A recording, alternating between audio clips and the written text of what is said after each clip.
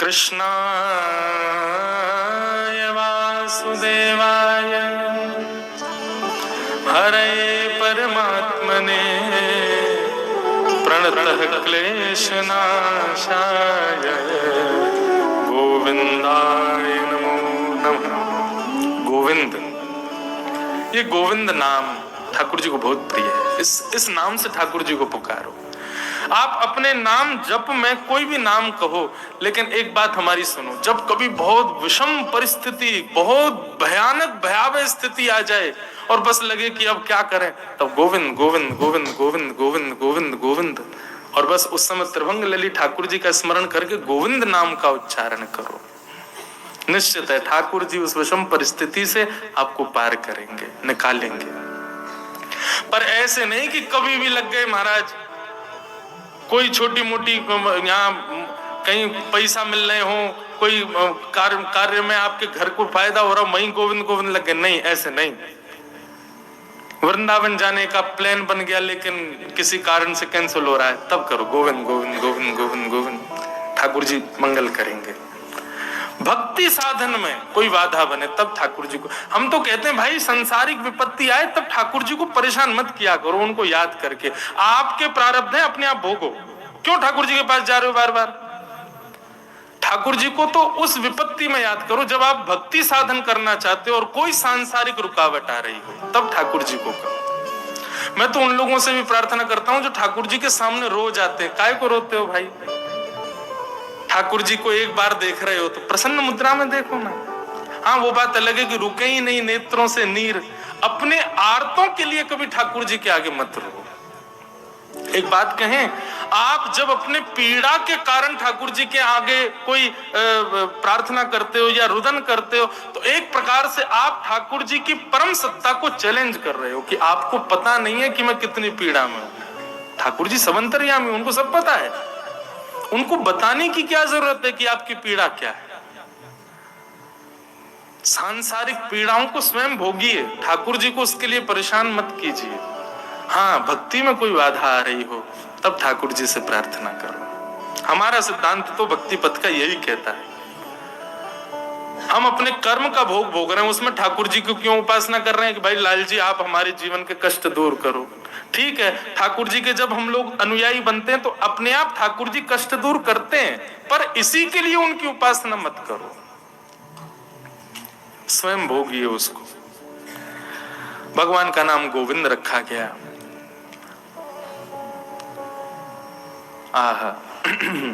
आगे एकादशी व्रत की कथा आती है।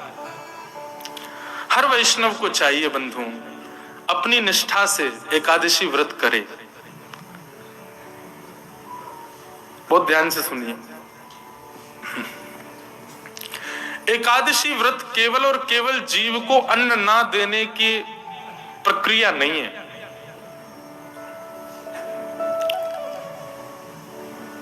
मेरे मन में ऐसा भाव आता है, जिस दूषितता को आप अपना जीवन का अंग बना चुके हो, कम से कम एकादशी के दिन उसका त्याग किया करो, वो श्रेष्ठ व्रत माना जाएगा। एक जगह की बात है, एक वैष्णव आए तो मैंने उनको कुछ दिया प्रसाद, ठाकुर जी का भोग। महाराज जी आज तो एकादशी है। मैंने कहा भैया तुम्हारी निष्ठा को प्रणाम, भोग नहीं लिया, लेकिन मैंने कहा कोई नहीं, ले जाओ कल पाल लेना। थोड़ी देर बाद मैं कमरे से बाहर निकल गया तो वो कहीं कोने में बैठे और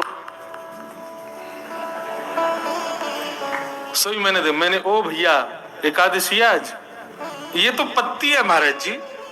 मैंने की जे पत्ती और वो प्रसाद में तुम्हारी एकादशी टूट रही थी, इस पत्ती में नहीं टूट रही तुम्हारी एकादशी। लोग अपने मन के अनुसार एकादशी व्रत और ये व्रत और वो व्रत कर लेते हैं, ऐसा नहीं। इंद्रिय पर वशीकरण होना उसको व्रत कहलाता है, वो व्रत कहलाता है। इच्छाओं पर वशीकरण होना उसको व्रत कहते हैं।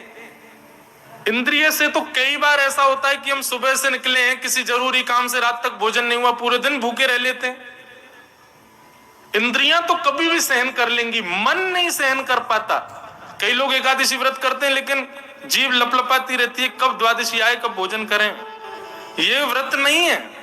व्रत तो असली वही जहां आप अपनी मन पर काबू पाओ, अपने मन पर। कोई सामने 56 भोग धर दे, एकादशी है, तो आपके मन में, जीभ में पानी भी ना आ जाए, तब समझो ये है एकादशी। केवल अन्न नहीं खाऊंगा इससे एकादशी नहीं होती।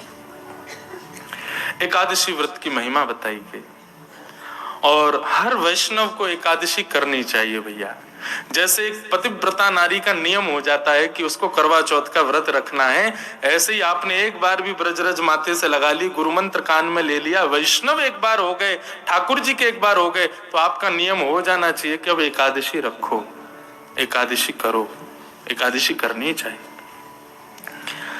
हाँ, हमारे ब्रज की कई परंपराओं में एकादशी नहीं है, वो भाव से एकादशी ना हो तो कोई दिक्कत नहीं, लेकिन फिर भी आप अन्य वैष्णव परंपरा से हैं तो आपको एकादशी करनी चाहिए। और अब यहां से प्रारंभ होता है रास पंचाध्याय, श्रीमद् भागवत का पंच प्राण रास। बहुत सावधानी से बैठिएगा। भगवान पिता रात्रि शरदोत्फुल्ल मल्लिका विक्षरन्तुं मनश्चक्रे योगमायामुपश्रितः। रास पंचाध्यायी। मैं कथाओं में कहा करता हूं बंधुओं, रास और रस, इन दो के बीच में हमारी भक्ति चलती है। भक्ति जब प्रारंभ होती है उस समय हम रस में हैं, और भक्ति की स्थिति ले जानी कहां तक है, जब तक रास ना हो जाए। हमारी भक्ति प्रारंभ होती है उस समय हमारी स्थिति, हमारा स्तर रस का है। रस और रास में अंतर क्या है, बहुत ध्यान से सुनना। हम कथाओं में कहा करते हैं कि जब आप ठाकुर जी से मिलन की कामना करते हो और ठाकुर जी से मिलने की योजनाएं बनाते हो, आप ठाकुर जी से मिलने के प्रयत्न करते हो, उसको रस कहते हैं। लेकिन आपकी भक्ति से प्रसन्न होकर ठाकुर जी आपसे मिलने का मन बनाए, उसी को रास कहते हैं। भक्ति इन दो पहलुओं पर है, रस और रास। यहां बैठे हुए अंतिम व्यक्ति से लेके मुझ तक हम सब अभी रस में हैं, रास में नहीं। अभी रास हमारा प्रारंभ नहीं हुआ। रास का मतलब नृत्य नहीं होता, रास का मतलब नाचना नहीं होता, रास का मतलब डांडिया नहीं होता। रास का मतलब क्या है? ठाकुर जी यदि आपको मिल गए तो मैंने कल क्या बताया था कि तन की सुध नहीं रहेगी। आप ये भी भूल सकते हो कि आपका नाम क्या है। और कई बार जब हमको बहुत मात्रा में सुख या आनंद मिल जाता है, उस समय हम विचार नहीं करते, हम समझ नहीं पाते कि हम कर क्या रहे हैं। हमारी इंद्रियां आपा खो देती हैं, हाथ कुछ करते हैं, पैर कहीं जाते हैं, दिमाग कुछ सोचता है, मुख कुछ बोलता है, आपके वश में नहीं रहता फिर आपका तन। गोपियों को जब श्री कृष्ण रास के लिए प्राप्त हुए तो गोपियों का तन भी उनके आपे से बाहर चला गया और इतने आनंद में भर गई कि गोपियों को कुछ नहीं सूझा तो नाचने लगी। इसलिए रास में नृत्य हुआ, नहीं तो रास का मतलब नृत्य नहीं होता है। आप सबसे मेरी प्रार्थना, बहुत ध्यान से सुने, बहुत सावधानी से सुने, और पीछे वाले बड़े ध्यान से सुनना, उनको सुनने दें। हमारी दृष्टि उसी पे पड़ती है जो ध्यान से सुनता है। एक मुझको आज कोई बोला, महाराज जी आपके वहां सामने एक व्यक्ति सो रहा था, आपको दिखा? मैंने कि मेरी दृष्टि नहीं जाती। जो लोग नहीं सुनते या सो जाते हैं उन पर मेरी नजर ही नहीं पड़ती। ठाकुर जी की बड़ी कृपा, क्योंकि उनको देख लूं तो मुझे भी नींद आ जाए। तो बड़ी कृपा है ठाकुर जी की, दृष्टि उसी पे ही घूमती है जो कथा सुन रहा है। तो इसलिए सबको सुनने दो, बहुत ध्यान से सुनो। ये रास है, अच्छे अच्छों को समझ नहीं आता, ये अच्छे अच्छों को प्रवेश नहीं होता इस रास की कथा में।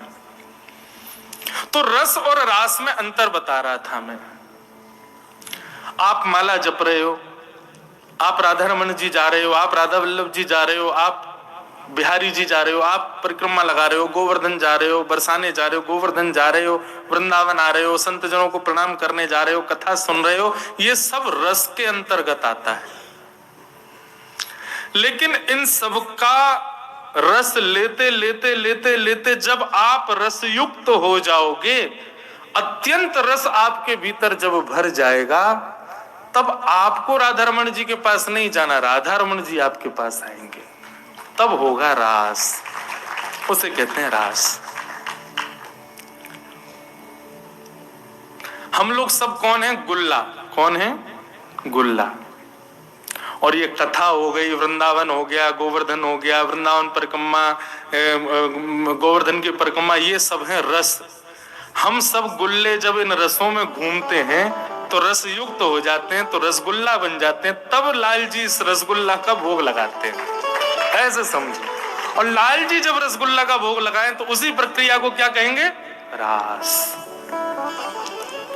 समझ में आई बात? एक रास सुनाऊं। मेवाड़ के राजघराने की एक कन्या थी, उसका नाम था अजब कुमारी। क्या नाम था? अजब कुमारी। अजब कुमारी अपने राज परिवार के साथ गोवर्धन आई।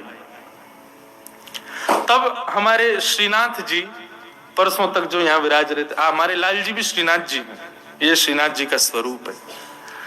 तो श्रीनाथ जी गोवर्धन में विराजते थे।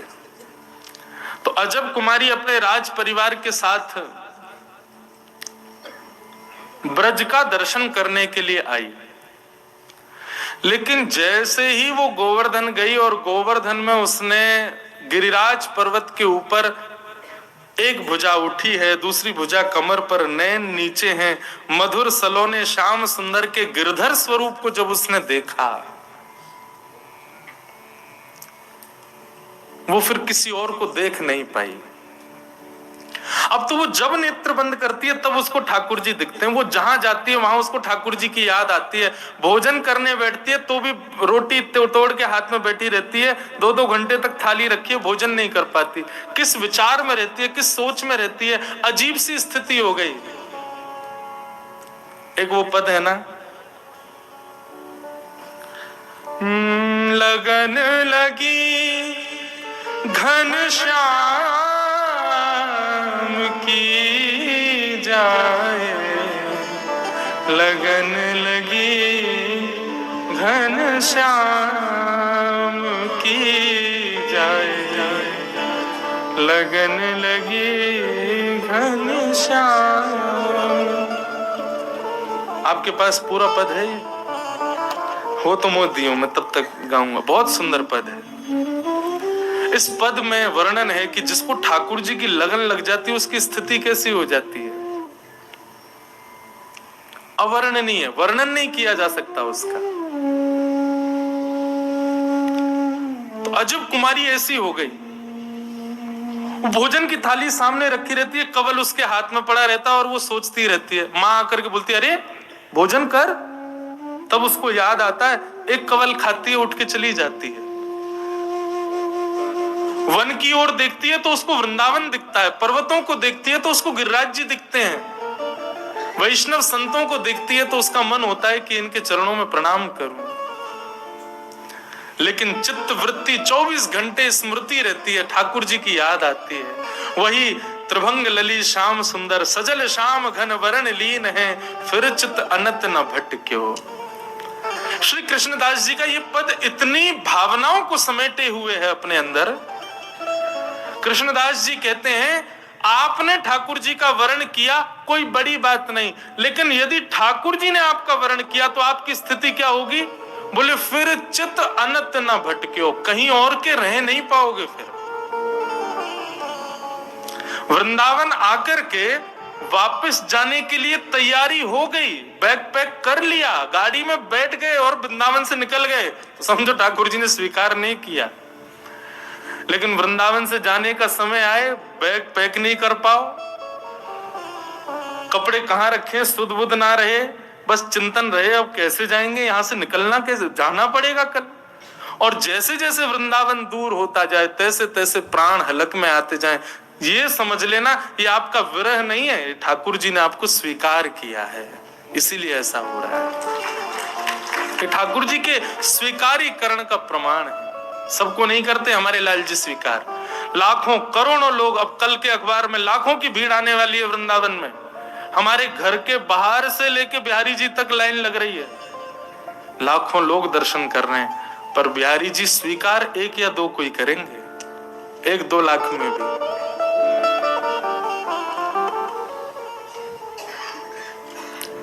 तो अजब कुमारी की स्थिति ऐसी हो गई। एक दिन उसके पिता ने पूछा, बेटी क्या हुआ?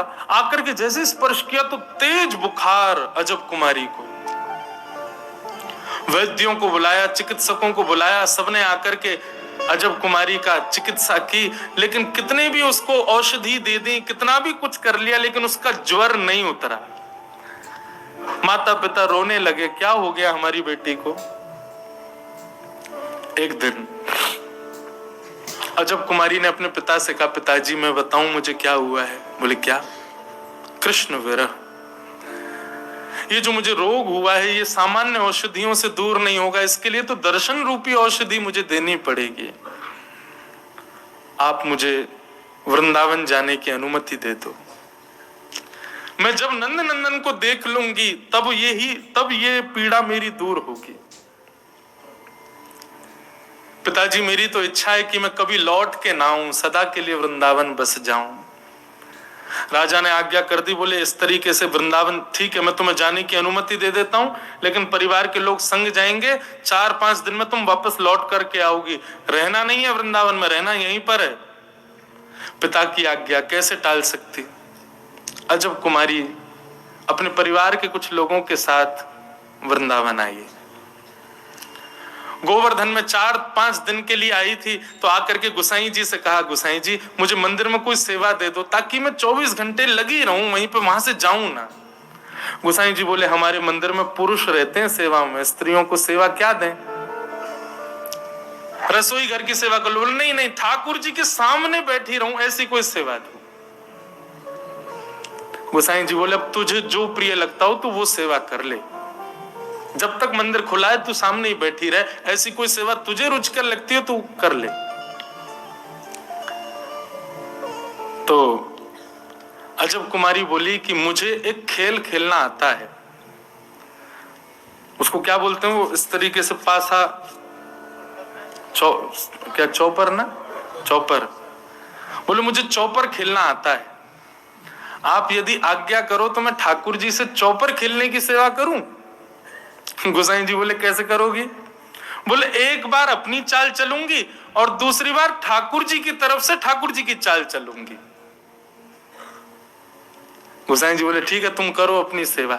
सामने बिल्कुल श्रीनाथ जी के सामने ही जहां दर्शनार्थी आते थे वहीं एक चौकी पर चौपर सजा करके, और अजब कुमारी बहुत निपुण थी चौपर खेलने में, ऐसे पासा करती और पहली चाल अपनी चलती, अपनी चाल चलने के बाद फिर उठाती और फिर ठाकुर जी को देखती, अब आपकी चाल है ठाकुर जी, मैं चल रही हूं। ठाकुर जी का आवाहन करके फिर ठाकुर जी की चाल चलती।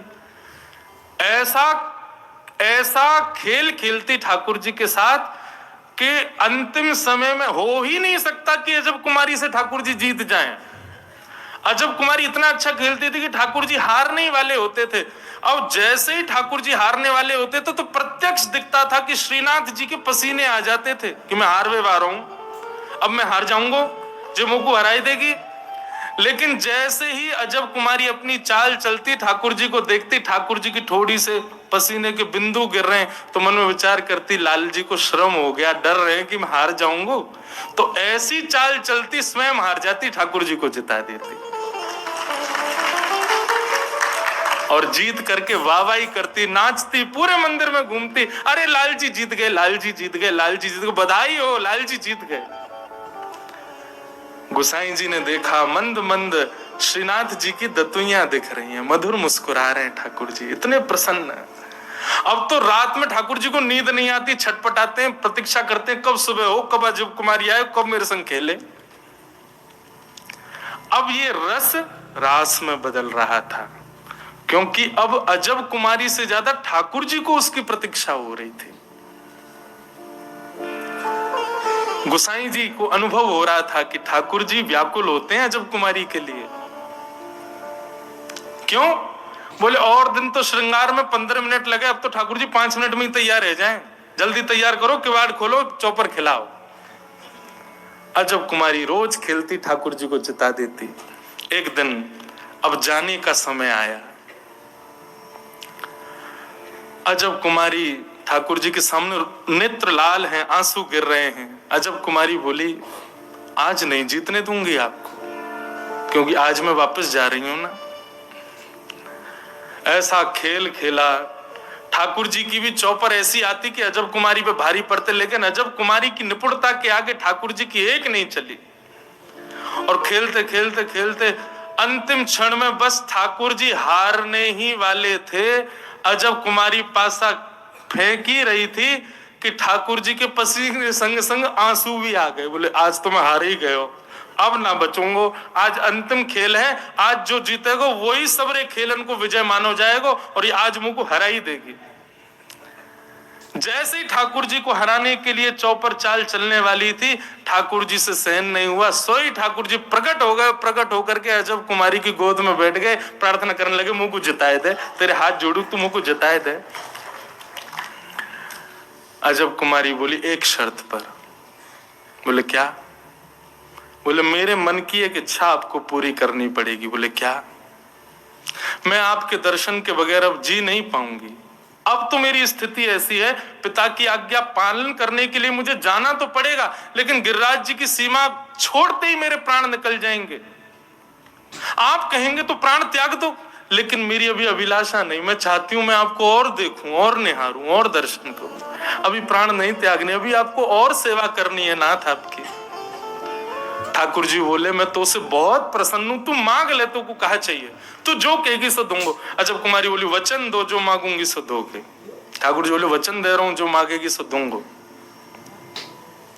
बोले अब मेरी इच्छा के लिए आप मेवाड़ में विराजमान हो जाओ।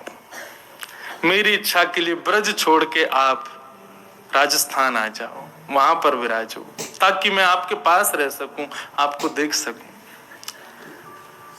ठाकुर जी बोले, या ब्रज को मैं नेक ना त्याग सकूं, या ब्रज के बगैर, ये ब्रज मेरे प्राण है, या को छोड़ के कैसे आ जाऊं? ठाकुर जी आपने मुझे वचन दिया, याद रखिएगा।